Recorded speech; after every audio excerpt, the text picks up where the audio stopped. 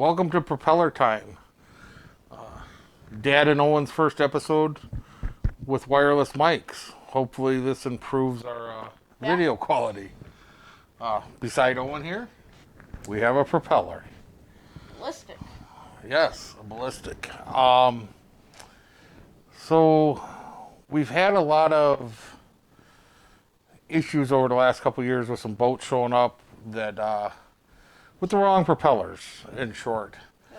So this is if you know propellers and you know your boat and all that stuff, this video is not for you. If propellers, you know you need a propeller on the back of the boat to make it move, and that's about all you know, this is your video. Yeah. We're shooting this for you. So recently, in the last couple years, two boats that I can think of have showed up right off the top of my head, and we're going to talk about both of them. The owners showed up and they had the wrong propellers and they didn't know it because they were kind of new to boating when they bought the boats, and they just assumed that these old boats, that was as fast as they went. So we'll start with the one was younger guy. Shout out to you, you know who you are. Showed up here with a boat that he'd had, and they had been running and fishing, and the fastest the boat had ever went was 14 mile an hour. And Yeah, now I remember. and so anyways, what we discovered when I jumped on the boat and ran the boat, we had some other boat problems we'd fixed. And so I got on the boat and we went for a boat ride to make sure the problems were all fixed. And when I ran the boat out, we couldn't get the boat to go above like 3,000 RPM at like 12 mile an hour. Boat didn't even plane out really. And I talked to him and, nonchalantly, was, nice about it. Was like, this is the fastest this boat's ever gone, and then we had a conversation. And, we're going to talk about Merc Cruiser. Yes, there's everything else out there, but Merc Cruiser is our specialty. And so we're going strictly Mercury. This was a very old Mercury. This was a Model 1 stern drive. I don't remember specifically if it had a 21 pitch or a 19 pitch. I know we dropped the pitch to get the RPM up because the engines are rated at a certain wide open throttle. You go to a Mercury engine, right on there, there's WOT, wide open throttle. If your boat is propped right, you should be able to achieve that RPM range that they rate that engine at. So if that engine RPM is 4,000 to 4,400 or 4,400 to 4,600, whatever it says on the engine, you should be able to achieve that. And as a good rule with any of these engines, when we're talking about V8s, whether it's Ford, Chevy, whatever, 4,500. If your boat cannot achieve that RPM, you might not have the right propeller on there. Now, a lot of people prop their boats if they know what they're doing. Maybe they don't want that boat. Maybe they're looking for a little more economical cruise speed, so they might prop it up a little bit to bring the RPMs down. But as a rule of thumb, the boat should achieve rated RPM. If the boat does not achieve rated RPM and the engine runs good, you need to look at the propeller. In this case, the boat had never been over 12 or 14 mile an hour, had 327 in it, 225 horse. That boat should have been a 22, 24 mile an hour boat. Yeah, easily. Oddly enough, really hard to get Gen 1 props. He found one on Craigslist. I think it was a 17 pitch or a 15 pitch. We put it on the boat. The boat then could spool up the wheel and achieve the rated RPM. I think it was tacking around 4,200. Yeah. The boat went from being a 12 mile an hour boat to a boat that was capable of hitting 22 mile an hour. He had never seen that. He couldn't believe it. His friends couldn't believe it. Propellers are everything. Mercury has some really good recommendations in their repower guides and stuff. They'll tell you exactly what the recommended propeller is for a specific weight length boat. It's a good guideline. You can find it's a baseline, somewhere to start. Propeller math, there's a sheet of paper out there, Abs, that I was scratching on. Give me that sheet of paper. So the other boat was a Thompson boat, like a 20, I think it was a 24-foot boat that we ran into a couple years ago. And it was the same story. The boat wouldn't go on plane. We worked on it a little bit. I don't remember if it was spark plugs or something. We worked on it. We got it running right. We took it out, and the boat would not go on plane. So we talked to the owner, real nice gentleman, a little bit older, and he'd owned the boat for a long, long time. And that boat had never, again, another boat wouldn't go on plane. It'd go about 12, 13 miles. It'd just get to where it's climbing out of water and just not enough motor to push it over with the propeller it had. So we took that particular boat from about a 19 pitch, I think it was, down to about a 15 pitch.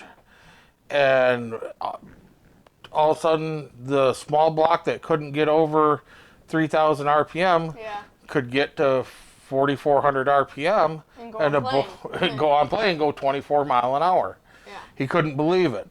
He was so thankful. He had owned that specific boat for over 10 years. He just thought that is the way the boat was. He had never been on another one to compare it to. Yeah. So these are just some things. If you got a boat, and a propeller doesn't fix everything, but Yeah, definitely. if you have the wrong propeller on a boat, So you can have everything right. And in both these cases, the 327 and the Ford 302 that was in the Thompson, both these, the motors were running perfectly and they would not go on plane. It literally was the wrong propeller. So propellers are everything. So what I got here is, and I'm not going to show it to you, but it's just a breakdown. Propeller math is easy. If you can do math a little bit, it's pretty easy breakdown. Propellers, like this one right here. Abby, you're looking in the back of that camera. Can they see those numbers in there? They can see that there's numbers in there. So we'll help them out here. Oh, I gotta see them. Here we go. So right here, we got a 14/7/8 in here by 15. The 14/7/8 is the diameter of the wheel across here, how big it is. The 15 is the pitch. That 15 represents, well here, let's use my prop as a prop. So every time this propeller spins, it moves water, and that water comes out. And that 15 means for one revolution, this should walk through 15 inches of water. Okay? So I got some numbers just here real quick. So at 4,600 with a 1.65 ratio drive, you take that 4,600 RPMs, you divide by the 1.6, and then that equals a number, 2787, that you're going to multiply by 19 inches of pitch, which is going to give you how many inches it moves in 1 minute, okay? Which is 52,000 inches in a minute. Then we're going to multiply that by 60 minutes, and it's going to move over 3 million inches of water in 60 minutes. Then we're going to divide that down to feet, which is 264,000. Then we're going to divide that by the mile, which is 5,280 feet. So that's going to give us a 50 mile an hour speed at 4,900 RPM. And that's propeller math. And there's probably some calculators and stuff that you can find online to do that. But it's not rocket science. Yeah. The big thing that you need to know is that your engine in your boat is rated at a certain RPM to run at wide open. And I could even grab the Mercury manual, the repower manual, and show where, like, if your boat won't achieve wide open throttle, it'll void your warranty for Mercury. They want the right propeller. They want that engine to be able to spin up easily enough that it doesn't torque load an engine and cause premature wear.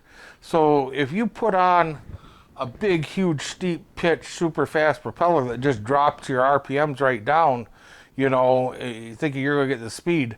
What you're really going to do is torque load your engine and cause a bunch of premature wear.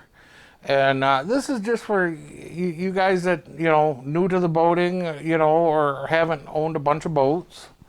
A little food to thought, you know, or you're buying a boat and you jump on that boat and you get out there and that motor seems to run perfectly. And then but you're going 12 miles an hour. you're going 12 mile an hour, right? And it won't go past 2,500 RPM. You might want to look and see what propeller should be on there. Definitely. Yeah.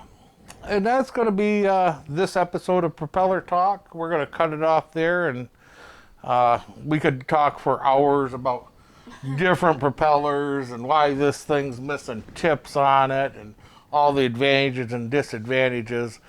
That's not this video. This video is just for you guys to just a quick, like this is what you got a boat or you've had a boat and you're not happy with the performance. Is it achieving the rated RPM? Because if it's not achieving the rated RPM of that engine, then you need to ask why. Is it the motor? You know, do I got some fouled out plugs? Do I got some carburetor issues? Or do I have the right propeller? Because in these cases, both these motors ran perfectly. Yeah. No fouled out plugs, the 4 barrels open, they ran. They just had the wrong propeller on it. And we've even seen that in one of our own boats that we got years ago. We got a boat for fishing that had a small block 350, 26-foot Tierra.